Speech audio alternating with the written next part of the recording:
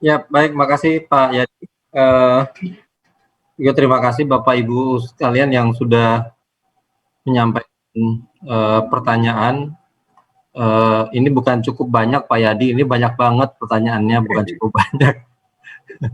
Eh, saya saya coba mengelompokkan beberapa pertanyaan ya, karena ada juga pertanyaan-pertanyaan yang kelihatannya ini berulang dari eh, dengan pertanyaan yang lainnya. Jadi mungkin kalau saya menggabungkan aja, tapi mohon izin saya hanya menyebutkan nanti yang saya tahu aja namanya gitu ya. Sebentar, saya lihat dulu mana tadi pertanyaannya, banyak banget. Yang dari Pemda Malang mungkin Pak. Ya dari ya bentar. Bentar ya. Oke, yang dari Pemkab Malang, pertanyaannya terkait dengan PMK 222, mohon jelaskan terkait dasar surat daftar desa penerima besaran alokasi kinerja, kemudian daftar desa penerima alokasi dasar, juga nanti ada oh itu dulu ya, untuk yang surat penyampaian daftar desa penerima alokasi kinerja dengan alokasi dasar, Bapak Ibu sekalian, insya Allah besok itu sudah kami sampaikan ke masing-masing kepala daerah ya, bupati atau wali kota. Mohon izin karena sekarang daftar desa yang menerima alokasi kinerja dan alokasi dasar, termasuk alokasi afirmasi, itu kan cukup banyak ya, untuk masing-masing daerah. Jadi kami butuh sedikit waktu untuk menyelesaikan itu, tapi insya Allah besok sudah bisa kami sampaikan kepada Bapak Ibu sekalian. Nah, kemudian untuk penghitungan alokasi formula, data yang boleh digunakan itu adalah datanya itu tidak boleh melebihi data yang ada di pemerintah pusat ya, Bapak Ibu sekalian.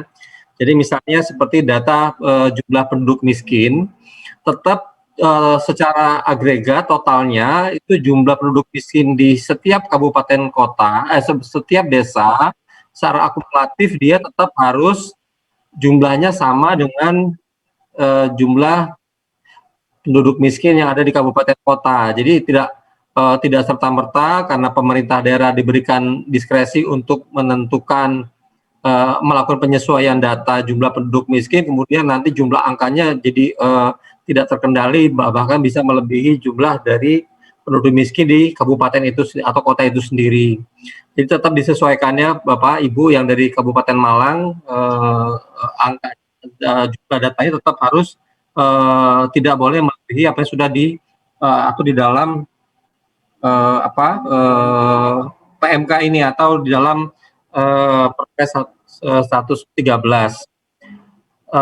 Dengan demikian nanti tidak perlu ada penyesuaian Pagub per kabupaten kota gitu ya, karena itu tidak mungkin kita bisa lakukan kalau untuk itu. Jadi yang bisa lakukan adalah melakukan penyesuaian terhadap data untuk masing-masing desa sehingga agregatnya tetap harus sama dengan data jumlah penduduk miskin yang ada di kabupaten kota yang bersangkutan. Nah, kemudian ini anonim. Pertanyaannya, mohon arahan terkait dengan PMK 22, ada kewajiban Pemda menganggarkan pendampingan didik sesuai kemampuan keuangan daerah. Oh, Bapak Ibu yang pertanyaan anonim ini saya nggak tahu siapa nih.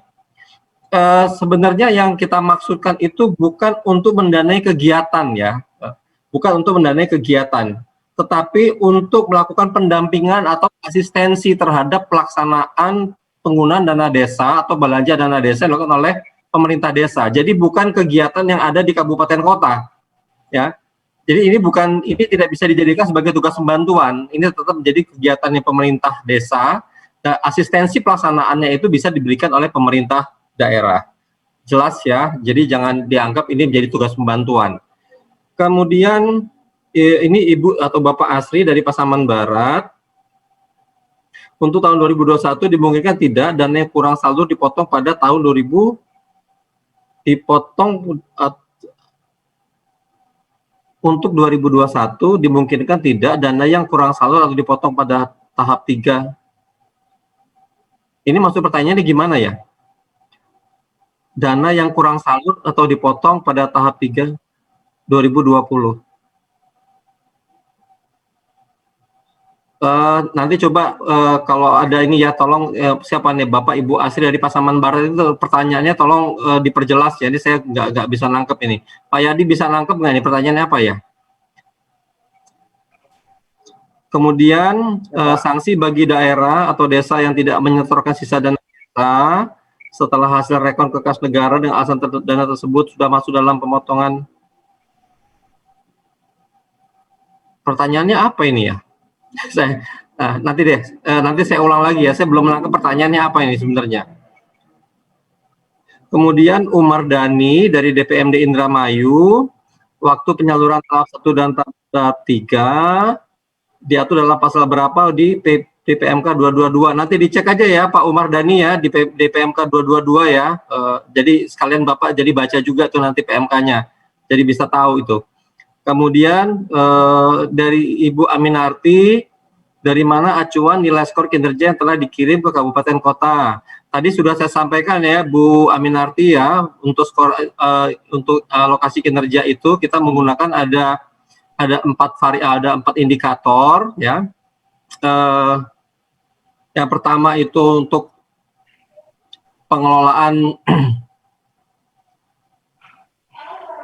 keuangan desa, kemudian juga ada pengelolaan dana desa, kemudian ada indikator capaian keluaran dana desa, kemudian yang keempat adalah capaian hasil pembangunan desa. Nah, ada 4 indikator itu Ibu ya yang kita gunakan untuk menghitung alokasi kinerja atau untuk menentukan desa-desa mana saja yang mendapat alokasi kinerja. Nanti Ibu bisa download di bahan yang tadi saya paparkan. Di situ ada penjelasannya bagaimana kita menghitung untuk penilaian terhadap desa atau kinerja desa. Nah, kemudian bagaimana pemerintah menentukan desa masuk dalam alokasi kinerja, Ibu, sekali lagi kami sampaikan bahwa metodologi yang kami terapkan adalah kita memberikan alokasi kinerja kepada desa yang memiliki kinerja terbaik. Ya, terbaik ya Ibu ya. Jadi walaupun nanti misalnya dari 74.961 desa itu kita hitung semua, tetapi nanti yang kita ambil adalah terbaik.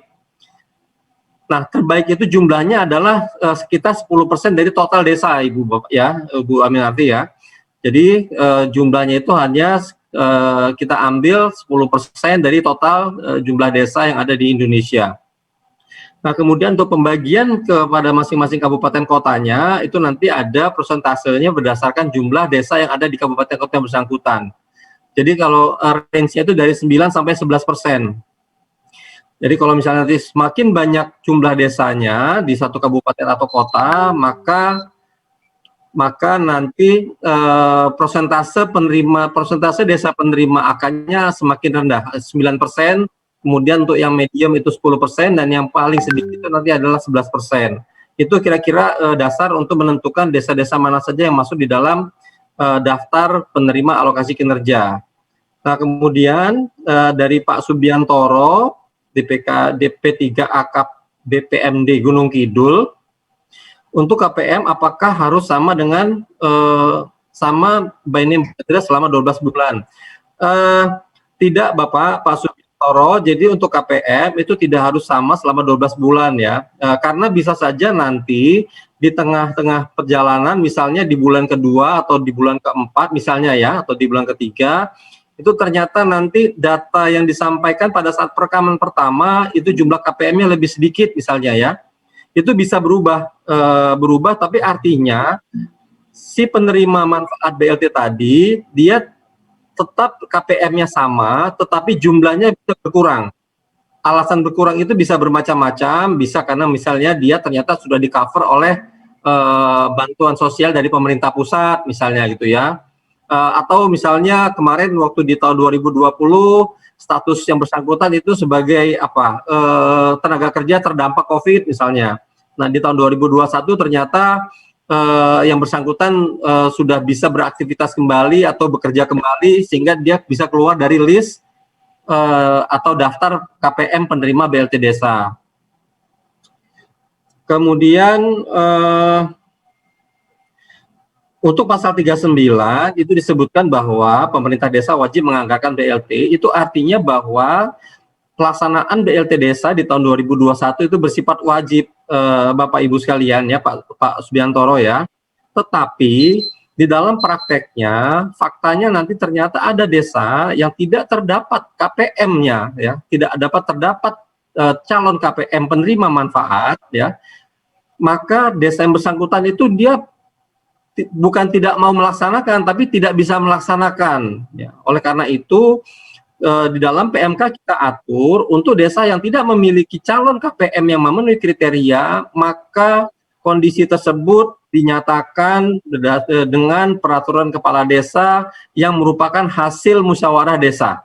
Jadi bukan keputusan atau penetapan oleh kepala desa semata, tapi harus dengan melalui musyawarah desa khusus yang melibatkan BPD. Sehingga memang untuk itu Bapak Ibu sekalian, desa-desa tersebut memang dia tidak bisa lagi kita wajibkan untuk menganggarkan BLT Desa karena memang dia tidak bisa melaksanakan ya.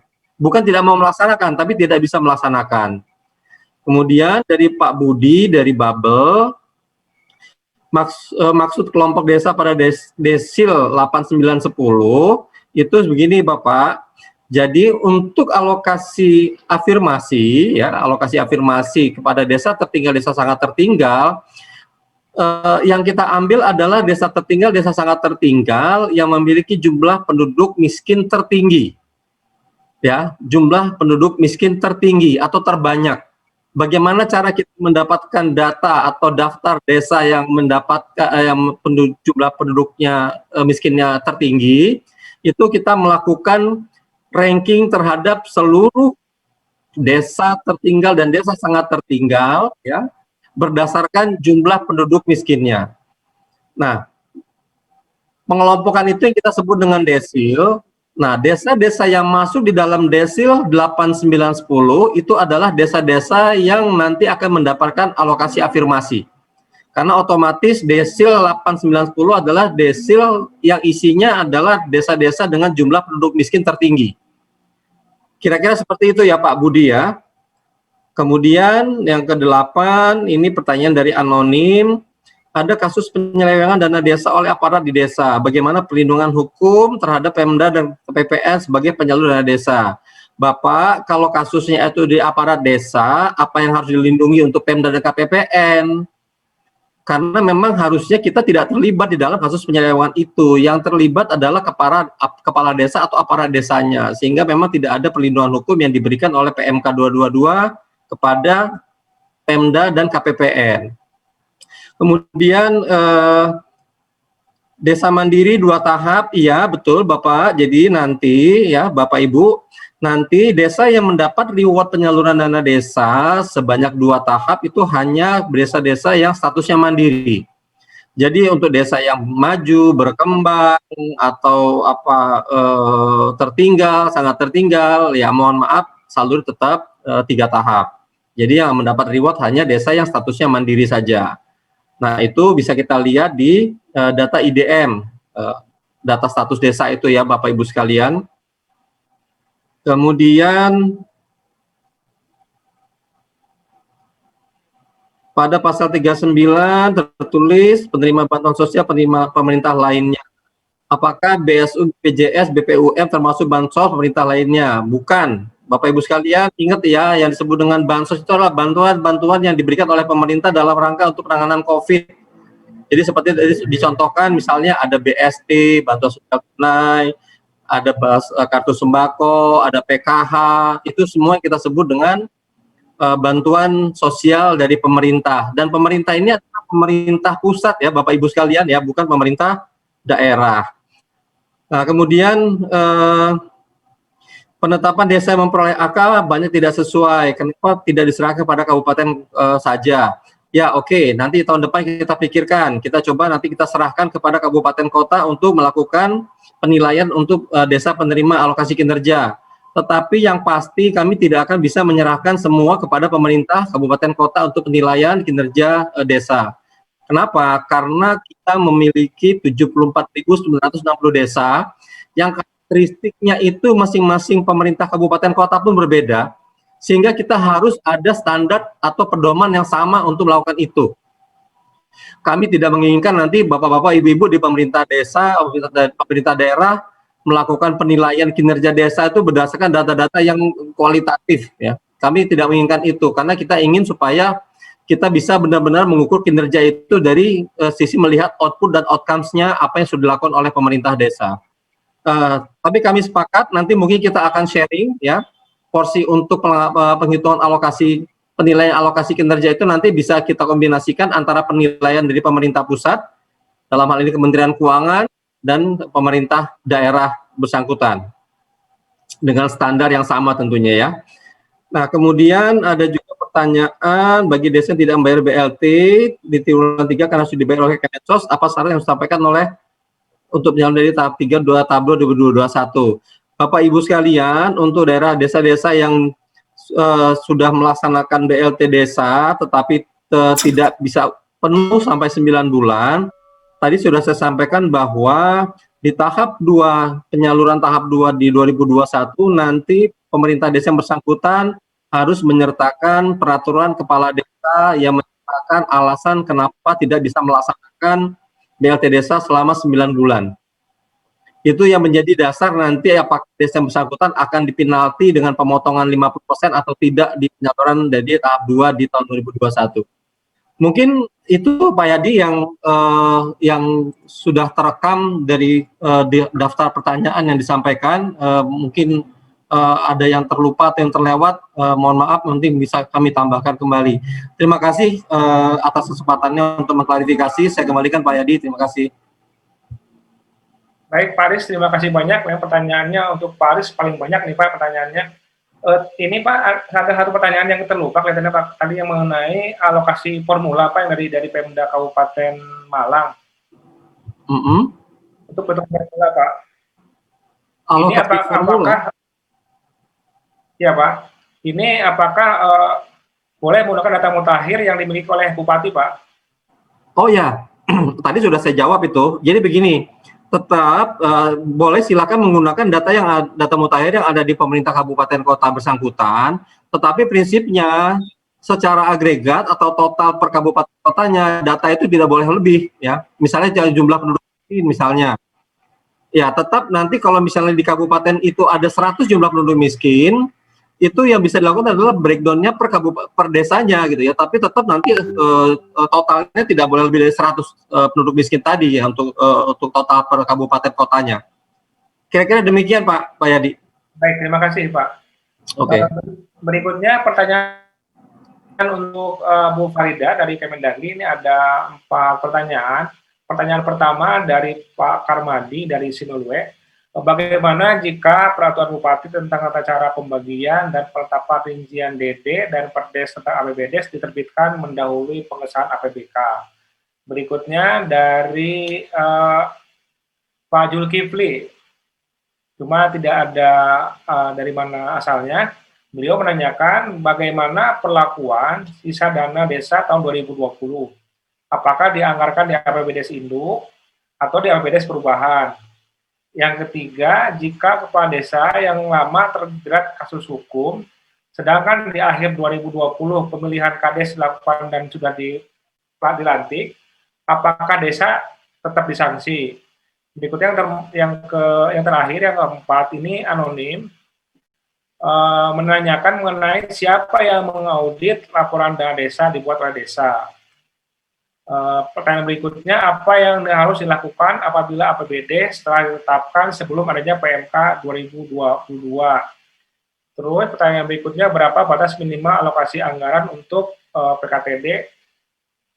Dan yang terakhir, apakah Silpa 2020 bisa digunakan untuk pembangunan fisik yang PKT-nya kurang dari 50%? Mungkin itu aja pertanyaannya, silakan Pak Bu Fadrida untuk menanggapi.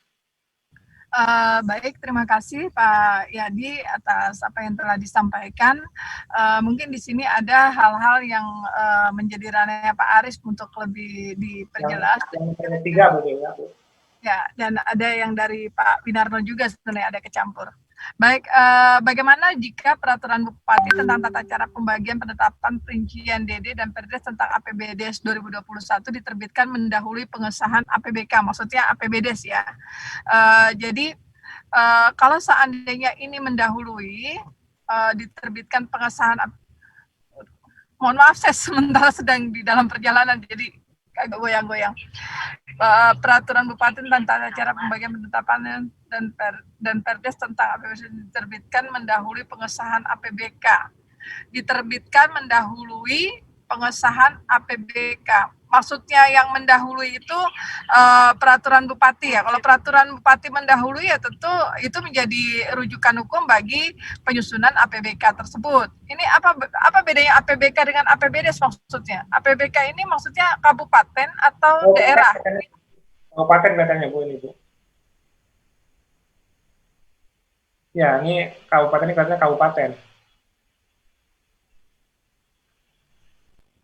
APBD ya terkait dengan hal ini. Saya kira kalau misalnya untuk APBD sendiri kan butuh data definitif terhadap untuk penyusunan APBD berkaitan dengan DD, ADD dan lain-lain. Jadi saya meyakini APBD itu pasti ditetapkan atau diterbitkan setelah penetapan APBD. Kecenderungannya demikian. Belum ada rujukan untuk hal tersebut, untuk bagaimana mengimplementasikan atas APBD yang diterbitkan mendahului pengesahan APBK. Nanti akan pemikiran kami terkait hal ini diskusikan kembali bagaimana pengaturan lebih lanjutnya.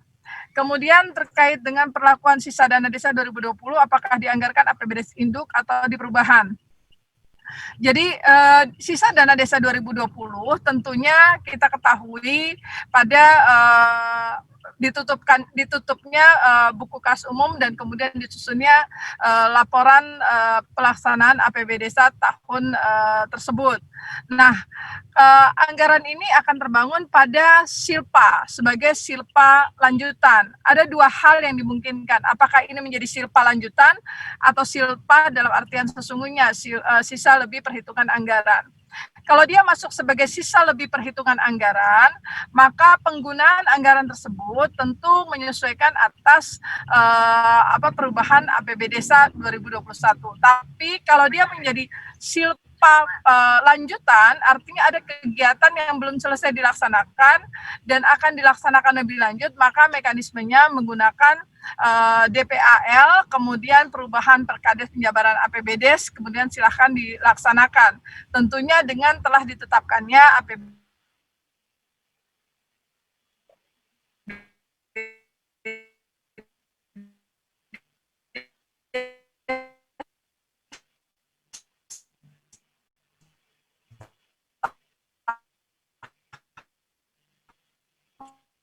tahun 2021. Silpa itu sendiri memang sangat dimungkinkan kita bisa mengestimasi misalnya sehingga perhitungan pendapat belanja. Namun demikian silpa penghematan memang sudah muncul dan kita dapat mengestimasi hal tersebut sehingga agenda kegiatannya sudah terbangun. Sehingga kita tidak perlu melakukan perubahan Perdes yang terlebih dahulu dengan perubahan perkades penjabaran APBDes karena perubahan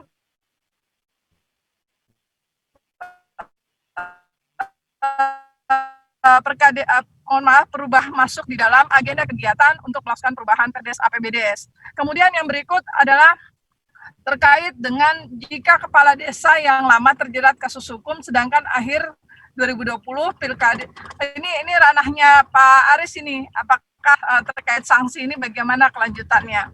Kalau harapan kami sih sebenarnya sejak kepala desa itu menjadi tersangka, desa sudah dapat mengangkat PLT Kades yang memiliki tugas dan kewajiban yang sama sebagaimana Kades sehingga tidak terkontaminasi dengan masalah tersebut dan kami memang mengharapkan dana desa tetap bisa disalurkan. Namun demikian PMK tersebut membunyikan atas ketentuan mengenai posisi tersangka yang berakibat pada diberi sanksi. Nah, lebih lanjut silakan dari Pak Aris mungkin lebih bisa menjelaskan yang mengaudit laporan dana desa. Dana desa itu adalah salah satu sumber pendapatan dari APBDes itu sendiri. Nah, inspektorat daerah diberi kewenangan untuk mengaudit tersebut. Jadi yang mempunyai ranah audit itu sebagai auditor adalah memang inspektorat daerah. Yang mengaudit itu bukan BPD atau masyarakat. Jadi kalau BPD masyarakat ranahnya adalah pemantauan untuk masyarakat, BPD adalah monitoring dan evaluasi. Mereka mengkomparasi antara apa yang sudah direncanakan, apa yang ditetapkan dan dipublikasikan, kemudian apa yang dilaksanakan dan dihasilkan dan dilaporkan. Namun kalau audit itu dilakukan oleh inspektorat yang memiliki kapasitas untuk melakukan tugas dan fungsinya sebagai auditor. Jadi memang dibenarkan kewenangan mengaudit ini ada pada inspektorat. Apa yang harus dilakukan apabila APBDes 2021 telah ditetapkan sebelum adanya PMK 222. Jadi gini, APBDes 2021 memang harapan kami per tanggal 31 Desember adalah batas akhir penetapan APBD Desa 2021. Namun demikian, ada kondisi yang memungkinkan APBD Desa tersebut belum ditetapkan karena masih menunggu PMK 22. Namun ada juga yang telah menetapkan APBD tersebut. Kami mengapresiasi teman-teman daerah yang telah memfasilitasi desa-desanya untuk dapat menetapkan sesuai dengan waktunya. Namun apabila hal ini berimplikasi pada perlunya dilakukan perubahan, maka proses pelaksanaannya dapat dilakukan sesuai dengan mekanisme yang sudah dibangun pada Inmendagri 3 2020. Bahwa proses perubahan dilakukan secara simultan, mulai dari pelaksanaan perubahan RKP Desa, kemudian perubahan APBD Desa, yang dilakukan asistensi maupun evaluasi di waktu yang sama, sehingga proses tersebut dapat dilaksanakan dengan waktu yang lebih cepat dan tepat. Kemudian terkait dengan berapa batas minimal alokasi anggaran untuk kegiatan dengan pola PKTD ini lebih tepatnya di Pak Winarno. Kemudian apa Silpa DD 2020 bisa digunakan untuk pembangunan fisik yang PKT-nya kurang, ini lebih tepatnya di Pak Winarno. Namun kalau 2020 mungkin perlakuannya masih pada ranah yang pengaturan di 2020 sehingga dapat berarti kurang dari 50%. Mungkin Pak Winarno yang lebih bisa menyikapinya. Pak Yadi, ada beberapa hal yang dipertanyakan juga yang saya pandang juga sangat penting untuk saya respon dan sudah saya lihat pada daftar pertanyaan, yaitu terkait mengenai apakah dana desa bisa digunakan untuk membayar honor tim pelaksana kegiatan, operasional kegiatan seperti alat tulis kantor misalnya. Jadi dalam setiap kegiatan melekat, ya, dalam setiap kegiatan melekat yang namanya belanja jasa honorarium. Mohon maaf agak ribut. Jadi dalam setiap kegiatan melekat adanya belanja jasa honorarium tim yang melaksanakan kegiatan, yaitu pada kode rekening 5.2.2.01. Artinya apabila ada kegiatan dan harus dibiayai honor tim pelaksana kegiatan, maka sudah sewajarnya melekat pada kegiatan tersebut. Dengan demikian berarti dapat bersumber juga dari dana desa. Hal ini pun berlaku pada belanja modal administrasi kegiatan, sebagaimana pada kode rekening 534.05 sampai dengan 8.05, yaitu belanja modal administrasi kegiatan, di mana kegiatan-kegiatan fisik pun juga membutuhkan hal-hal yang pengeluaran seperti kegiatan rapat ataupun ATK dan hal-hal lain selain pembelanja yang bersifat belanja material misalnya. Kemudian yang berikut terkait dengan apakah DD bisa digunakan untuk kegiatan PKK. Kegiatan PKK sebenarnya banyak terwarnakan pada kegiatan-kegiatan yang telah saya sebutkan tadi, sehubungan dengan hal yang berhubungan dengan penanganan stunting misalnya di bidang kesehatan maupun di kawasan permukiman misalnya. Itu bisa dianggarkan dan dilaksanakan oleh PKK, tetapi tetap dia masuk pada APBDes, jadi tidak masuk ke kasnya PKK, beda.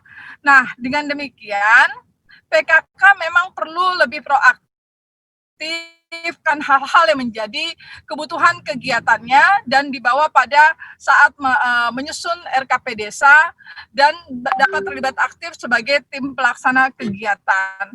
Nah, kalau untuk pembelian seragam atau transfer kegiatan pengurus, ini dapat dibedakan. Untuk seragam misalnya, maka dia berada pada belanja kegiatan 3.34.03 subbidang kelembagaan masyarakat pembinaan PKK.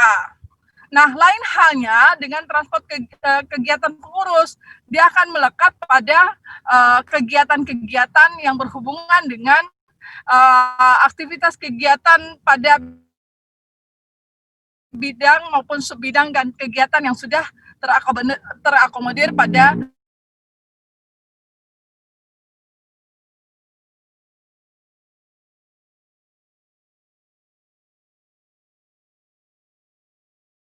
Bu Farida.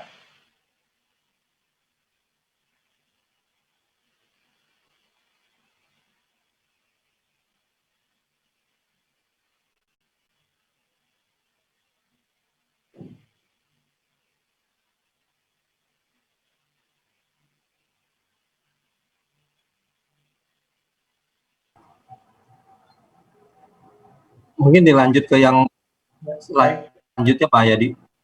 Ya, baik. Baik, untuk pertanyaan berikutnya kami menyampaikan pertanyaan untuk Pak Winarno dari Kemendes.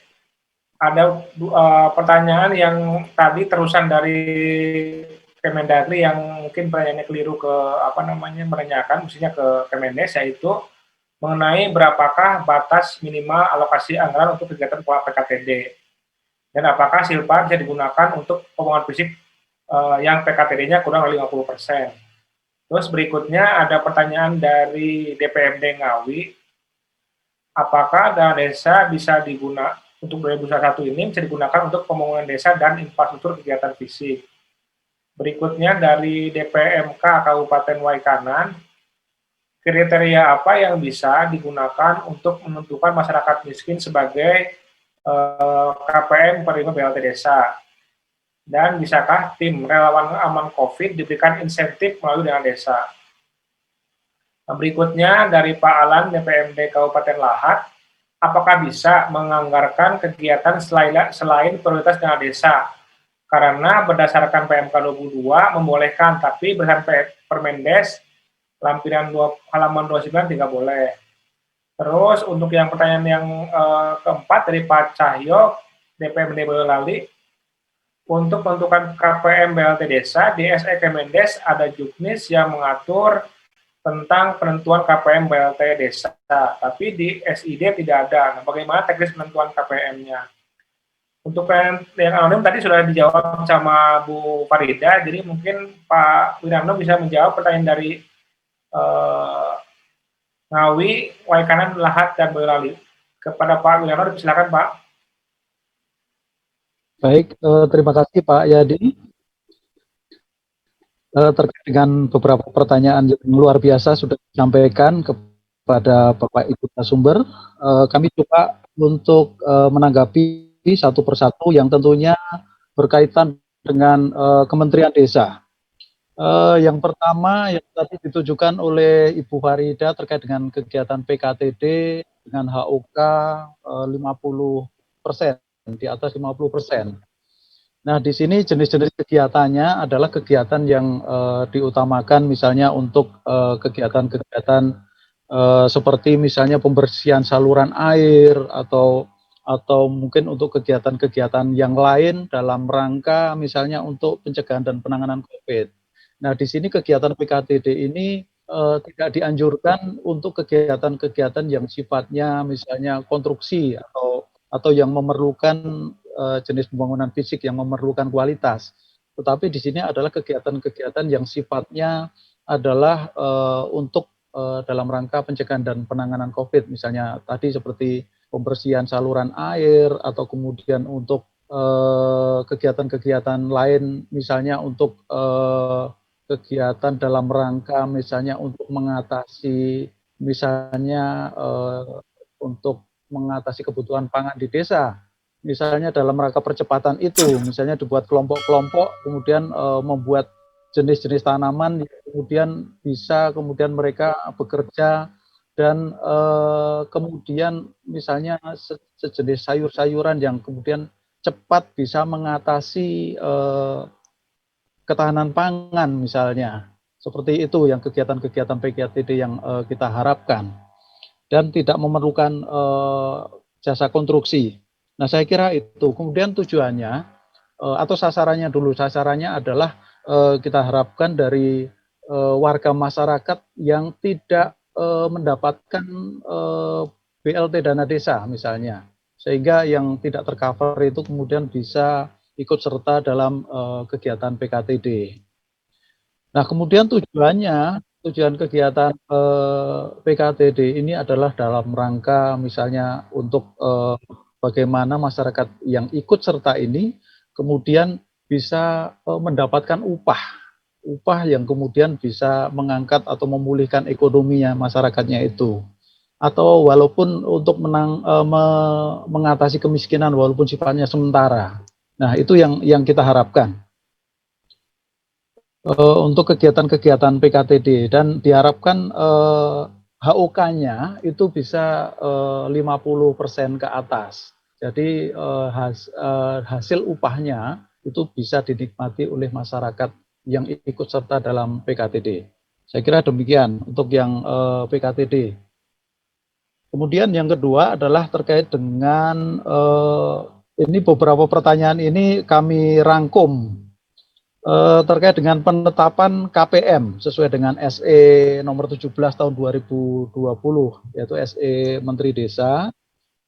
Di sana terkait dengan penetapan KPM ini kita juga masih mengacu kepada Permendes sebelumnya yaitu Permendes 6, Permendes 7 dan Permendes 14 yang di sana kemudian kita tuangkan dalam Permendes nomor 13 tahun 2020 tentang penetapan prioritas penggunaan dana desa tahun 2021.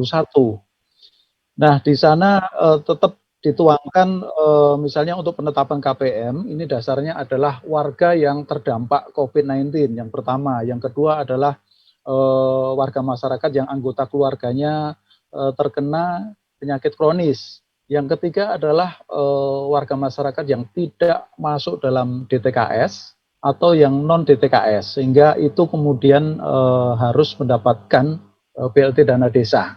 Dan penetapan keputusan KPM ini itu tetap harus berdasarkan hasil verifikasi dari tim relawan yang kemudian diputuskan melalui musyawarah desa khusus atau dalam versi kita ini adalah musyawarah desa insidentil yang kemudian dibuatkan berita acara dan kemudian ditetapkan melalui keputusan peraturan kepala desa.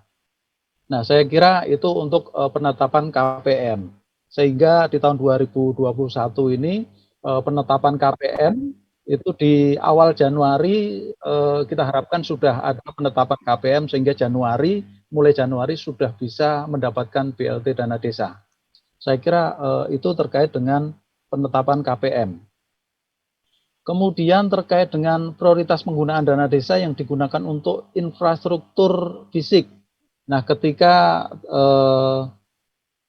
kegiatan itu, ini pertanyaan dari Bapak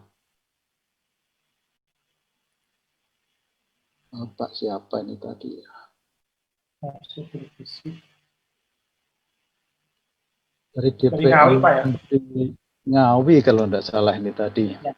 Nah, prioritas penggunaan dana desa di tahun 2021 itu tetap digunakan untuk kegiatan-kegiatan pencegahan dan penanganan COVID. Yang kedua untuk PKTD, yang ketiga untuk BLT dana desa. Jadi kegiatan yang lain itu seperti misalnya untuk infrastruktur di luar prioritas, saya kira itu belum diperbolehkan karena itu tidak relevan dengan pencegahan dan penanganan COVID-19.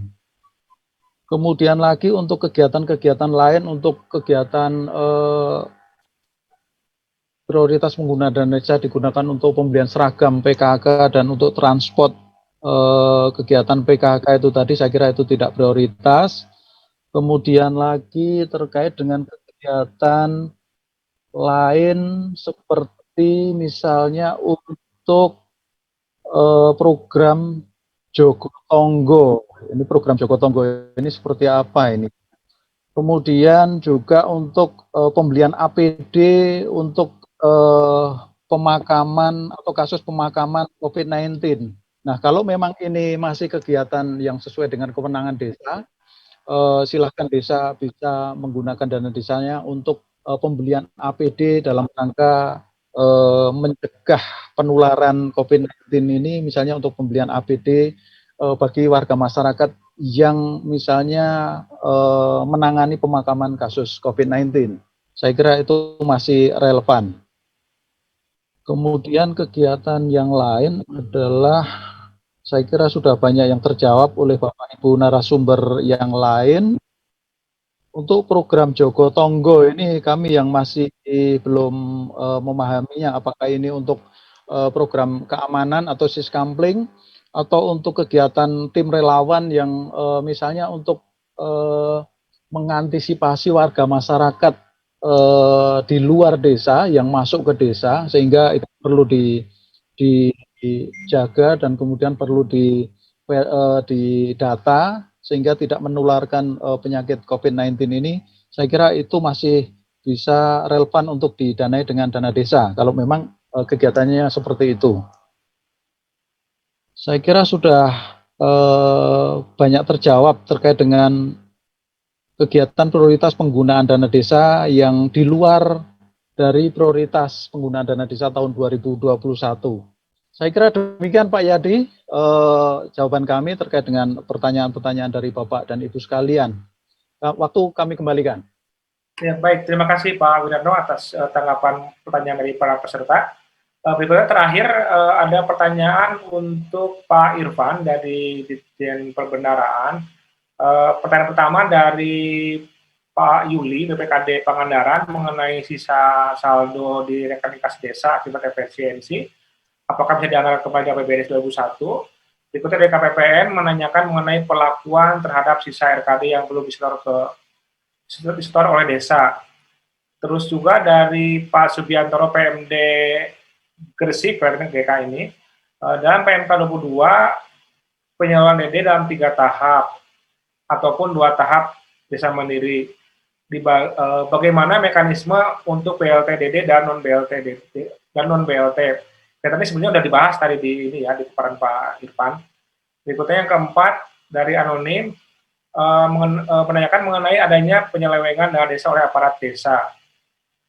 Di sini ada ilustrasi contoh pengelolaan dana desa tahap 1.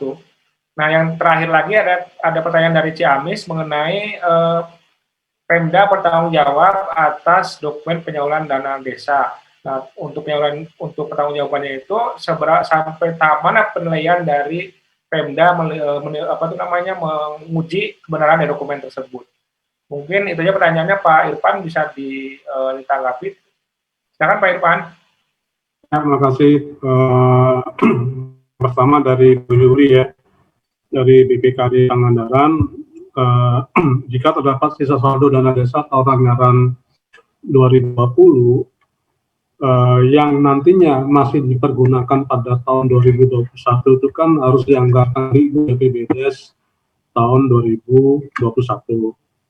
Nah, apabila sisa dana tersebut masih dipakai, maka tidak perlu disetorkan kepada Erkun, Bu. Jadi tetap bisa digunakan pada tahun 2021. Namun apabila memang tidak dianggarkan kembali ataupun tidak akan sama seperti 20 terhadap sisa dana desa tahun 2019. Jadi pada prinsipnya terkait dengan efisiensi agar dialokasinya pada tahun 2021 untuk kegiatan di desa. Kemudian dari pelakuan sisa dana desa di RKD yang berdasarkan hasil rekonsiliasi ternyata tidak dapat disetorkan oleh desa kepada sehingga LRK dapat melakukan penyetoran ke kas negara. Ya, jadi Bapak dan Ibu, penyaluran dana desa pada tahun 2015 sampai dengan tahun 2019 itu kan dilakukan dari rekening kas umum negara ke rekening kas umum daerah ke rekening kas umum daerah KUD. Dan ada dua kondisi. Ya, dana desa tadi disalurkan oleh Pemda ke RKD. Dana desa tadi itu ternyata tidak disalurkan oleh Pemda, oleh RKUD. Jadi uangnya masih tetap berada, tidak disalurkan ke RKD. Nah, untuk yang dana desa yang telah disalurkan ke RKD dan ternyata dari hasil rekonsiliasi sisa dana desa tersebut harus disetor ke RKUD ke Pemda untuk kemudian disetor lagi kepada kepada kas negara di RKUN. Nah, kondisinya sisa dana desa yang ada di RKD tadi sampai tidak ke kas negara oleh maka hitungan penyalurannya ataupun pemotongannya pada saat dana desa tahap ketiga pada tahun 2021 tahap kedua desa mandiri. Nah, apabila yang tidak disetor itu adalah dana desa yang berada di RKUD sudah ada, tapi tidak disetor oleh Pemda sampai tanggal 31 Mei, maka akan dilakukan hitungan pada saat pemotongan pada saat penyaluran di PH. Jadi ada dua hal ya, apakah sisa dana desanya berada di RKD ataukah sisa dana desanya berada di RKUD. Apabila masih berada di RKD, maka pemotongannya dilakukan pada saat penyaluran dana desa tahap ketiga ataupun tahap kedua desa mandiri pada tahun 2021. Namun apabila sudah berada di RKUD dan tidak dikembalikan, maka perhitungannya dilakukan pada saat penyaluran DAO ataupun DBH.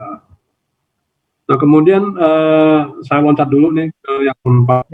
Oke, kasus penyelewengan dana desa, bagaimana penegakan hukum terhadap Pemda dan juga KPPN. Bapak dan Ibu, di PMK 22 telah diatur bahwa di pasal 42 ayat 1 telah jelas-jelas disebutkan bahwa kepala desa bertanggung jawab terhadap penggunaan dana desa untuk pelaksanaan LT desa. Artinya kepala desa maupun perangkat desa itu bertanggung jawab secara formal dan material terhadap penggunaan dana desa, karena memang penguasaan dari dana desa tadi oleh kepala desa dan jajarannya. Sedangkan Pemda, saat uang itu telah ditransfer ke RKD, maka itu menjadi tanggung jawabnya dari pemerintah desa. Apa tanggung jawab dari KPPN? Disebutkan bahwa dalam pasal 42 ayat 3 diatur bahwa KPA penyaluran dak fisik dan dana desa tidak bertanggung jawab atas penggunaan dana desa oleh pemerintahan desa. Artinya di sini sudah disebut batasan ataupun pembatasnya dari adalah untuk penggunaan terhadap pengguna desa tadi merupakan tanggung jawab sepenuhnya dari kepala desa. Jadi tidak bisa tanggung jawab dari pemerintah desa itu ditarik kepada Pemda ataupun kepada KPPN selaku penyalurnya. Nah, kemudian terkait dengan masalah pertanggungjawaban di pasal 42 ayat 2, sejauh mana batas-batas Pemda itu dalam kebenaran dokumen tadi. Bapak dan Ibu, sebenarnya saat tadi sampai pelaporan dokumen yang telah ditandatangani oleh pemerintah desa. Tadi kalau Ibu Frida kan menyampaikan ada laporan-laporan, dan laporan tadi itulah yang diinput oleh Pemda pada aplikasi Muspan terkait dengan penyerapan segala macamnya. Jadi tanggung jawab terhadap batasan desa adalah tanggung jawabnya adalah sebatas dari kebenaran data yang telah diaplikasi Komspan. Itu adalah batasannya. Sedangkan dokumen sumber yang berasal dari desa merupakan tanggung jawab dari pemerintah.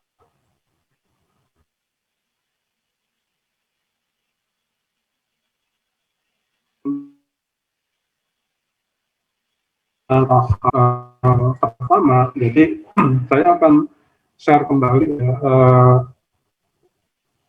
slide-nya ini. Jadi memang ini perlu bersama. Jadi Bapak dan Ibu, ya. Nah di sini kan kita sudah lihat bahwa untuk penyaluran BLTDS bulan pertama kita asumsikan di bulan Januari ya. Maka syaratnya adalah dana desa, persyaratan penyaluran dokumen dana desa yang tahap pertama telah terverifikasi oleh KPPN. Jadi seperti untuk meminta penyaluran BLT desa yang bulan pertama, maka sudah ada PBDes, sudah ada surat kuasa, kemudian sudah ada surat permintaan penyaluran dana desa untuk yang tahap pertama di luar BLT desa. Itu adalah satu mutlaknya dulu. Nah, kemudian setelah itu ada semua, maka Pemda baru bisa melakukan rekaman KPM. Sehingga, nah kemudian pengajuannya ke KPPN itu dilakukan setelah dokumen persyaratan tadi telah terverifikasi. Kemudian, nah ini kan tadi saya sampaikan pengajuan untuk BLT desa dan pengajuan untuk dana desa di luar BLT desa itu dilakukan secara terpisah. Bukan secara terpisah itu bisa dalam waktu bersamaan, yang sama pun juga bisa, tapi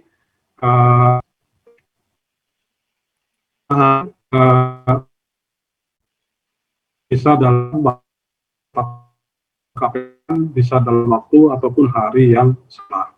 Nah kemudian setelah dalam perekaman maka dan telah dilakukan verifikasi, maka BLT desa yang bulan pertama ini dapat disalurkan. Kemudian untuk bulan kedua di bulan Februari dapat diajukan kembali oleh Pemda setelah ada laporan atas penggunaan BLT desa yang di bulan pertama. Sebagai contoh, di bulan pertama ini baru 10 desa yang telah mendapatkan penyaluran dana desa di luar BLT dan juga telah mendapatkan penyaluran BLT desa tadi.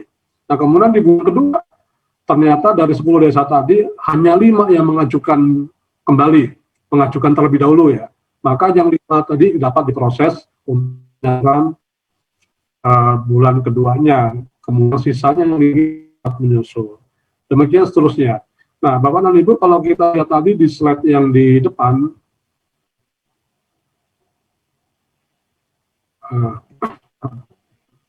kalau kita lihat di sini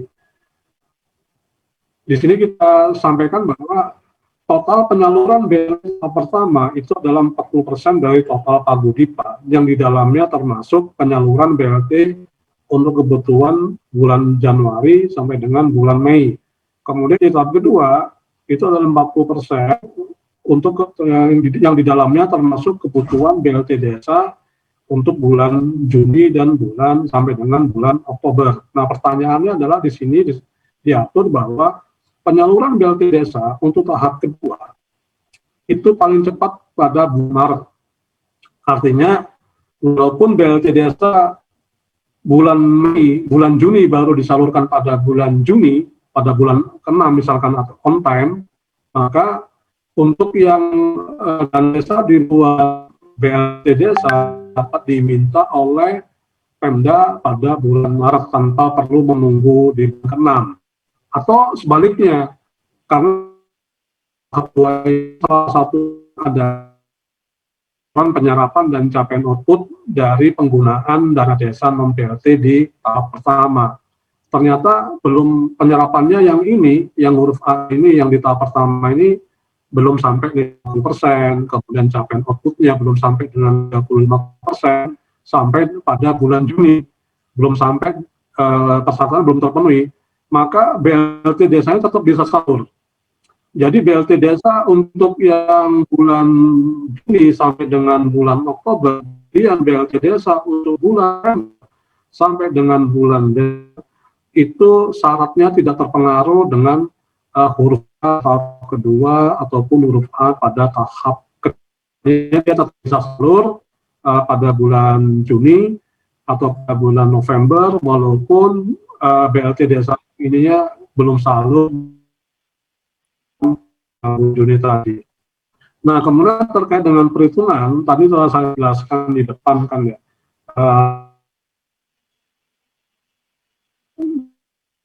40% dikali pagu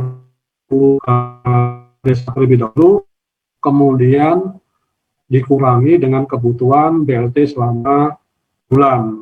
Sebagai contoh tadi, kalau BLT desanya 1 bulan rata-rata dibutuhkan 50 juta, maka selama 5 bulan kan BLT-nya kan 250 juta. Nah, total 40% dari pagu adalah 400 juta, maka 400 juta kali 5, maka kebutuhan dana untuk yang non adalah sebesar 150 juta. Untuk yang tahap ataupun yang tahap 3 perhitungannya hampir sama seperti itu. Nah, itu mungkin dari kami, Pak Yadi. Oh, satu lagi, pada rekening kas desa. Jadi dan umum mohon dicek kembali nama desa ini apa ada 2 nama desa yang terdaftar pada Perkada dalam tabel referensi, ataukah nama desa untuk kebutuhan penyaluran dana desa yang ada dalam database-nya KPPN berupa nomor rekening. Nah, kalau misalkan nomor rekening di buku tabungan namanya adalah Desa Jokerto, dan itu sudah sesuai dengan buku tabungan, maka tidak perlu dilakukan perubahan rekening kas desa.